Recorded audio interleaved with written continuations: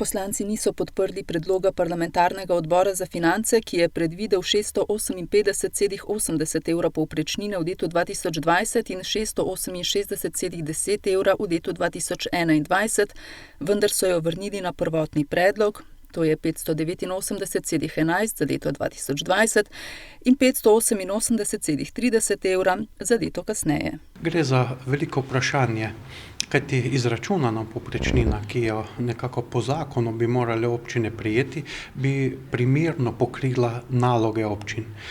Bistveno nižja povprečnina pa zelo slabo pokrije naloge občin. Najprej moramo pokriti tiste zakonske osnovne naloge, ki morajo biti, tiste nekoliko bolj vsebinske naloge, ki so ravno tako zakonske, od vzdrževanja cest in še marsičesa drugega, pa trpijo v tem pogledu in tukaj je naša velika težava. In škoda se pogovarjati o pokrajinah, če že pri financiranju občin imamo tako velike težave. In tukaj smo župani večinoma zelo razočarani. Brežiški župan meni, da ne gre le za višino povprečnin, ampak za mačehovski odnos države do občin. Dejstvo je, da država praktično v letu 2012 oziroma že 2009 so bile skoraj povprečnine tako visoke, kot so danes.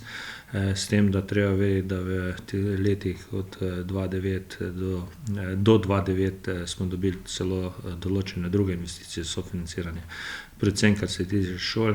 Vemo pa, da danes, če želi zgraditi eno šolo ali pa vrtec, so se nam normativi bistveno povečali, stroški so zrasli, država več ne da in občine več enostavno nimamo sredstva za investicije, za projekte, za programe in seveda povprečnina nam kažejo na to, da še vedno smo občine nekaj nepotrebnega in da ne zagotovijo sredstva, da bi se razvijali. Žal tega cilja, da bi se izenačile povprečnine s tistim, kar je nekako zapisano v zakonu, ni in glede na to se bomo mogli pač občine prilagoditi tudi za naslednje obdobje.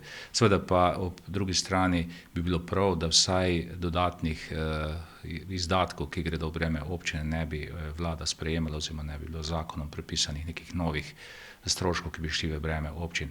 Namreč enega lahko kar omenim, gre za subvencionirane stanarin, kjer se predvideva, da bo tudi občina prispevala k subvencijam en določen delež vira, za to pa ni. To je samo en primer, seveda teh primerov je pa kar veliko. In te škarje, ki gredo v breme proračunov občin, so čedalje širše, po drugi strani pa se zmanjšuje tudi potencial za investicije, še dodaja župan občine Krško.